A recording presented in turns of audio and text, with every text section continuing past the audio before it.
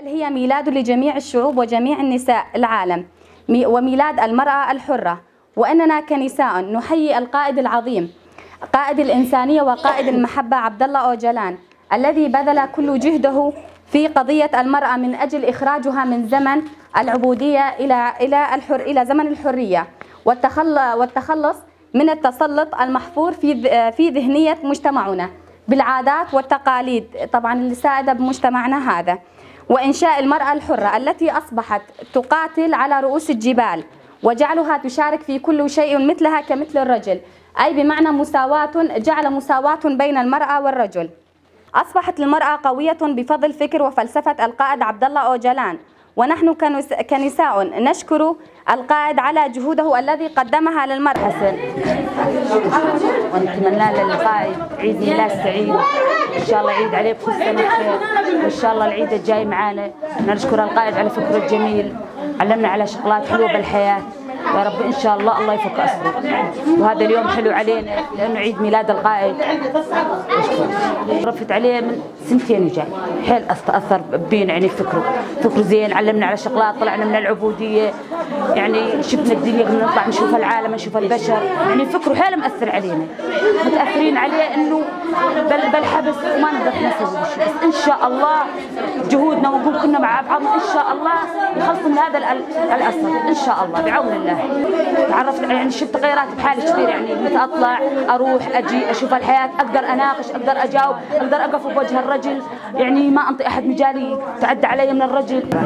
يعني الشجر تزرعين منبع الحياه، يعني حياه شو مثل هالشجر تزرعين، يعني احنا فكر القائد حياتي صارت مثل الشجره، كانت ذابله من تزرعينها تفتحت طلعت، يعني احنا حياتنا مثل هذا الشيء.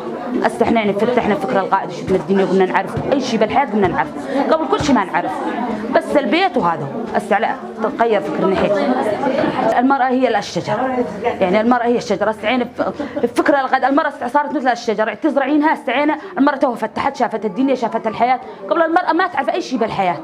هسه على فكرنا والتطور احنا يعني غير زمننا القديم. فكر القائد يعني فتح عقولنا، فتح يعني خلانا نشوف الدنيا، نعرف شاكو ماكو بالحياة، وقبل احنا جهلاء كل شيء ما نعرف. هسه نروح نجي نرضى الحياة، نشوف نسمع، نعرف نتكلم، نعرف كل شيء، يعني عندنا آراء بكل شيء بالدنيا قاعدين نشوف احنا. قبل حياتنا مختلفة، بس احنا فكر القائد حيل أثر بينا، حيل مأثر بينا.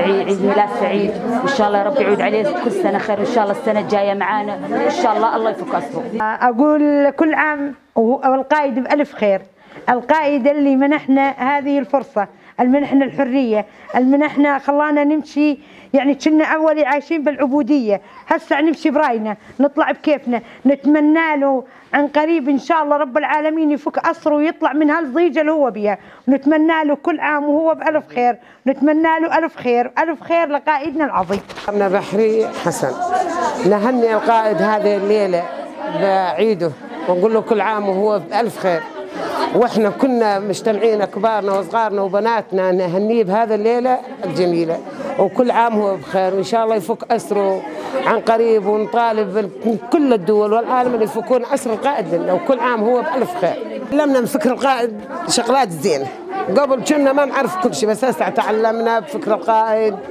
وتطورنا، وصار عندنا قوه، وصار عندنا شجاعه، وصار عندنا فكر، الحمد لله. يعني للزينة لزينة الحياة، شلون الحياة حلوة، لازم تزرع الشجر للزينة وللمنظر هذا الشيء. أقول أهنيه بهذا الليل، وأقول كل عام وهو بألف خير، وإن شاء الله يفك أسره عن قريب يا رب العالمين. القائد بعيد ميلاده، وإن شاء الله كل عام هو بخير، وإن شاء الله يعود علينا بالسلامة. وأم الشهيد تقول حنيت يدي، ويا ريت عندي للوطن للولد 100. والقائد ان شاء الله بعون الله ان شاء الله العيد الاخر ميلاده هو موجود عندنا، وان شاء الله نظل نشارك بهذا العيد ونهنئ الامهات، وان شاء الله منصورين، وان شاء الله دائما بالافراح، وان شاء الله يرجع القائد بالخير والسلامه. واحنا نتمنى هذا الرجوع له، لان هو انطانا الحريه وانطانا السلام، قلنا نمشي ونطلع يعني كلها فكر القائد، واستوعبنا كل شيء من ورا القائد، والقائد هو يعني صار هو ابونا، هو يعني فكرنا، هو عقلنا، ونتمنى لهم النصر. وإن شاء الله عيد ميلاد سعيد على القائد، يفرج له الله بهذا العيد.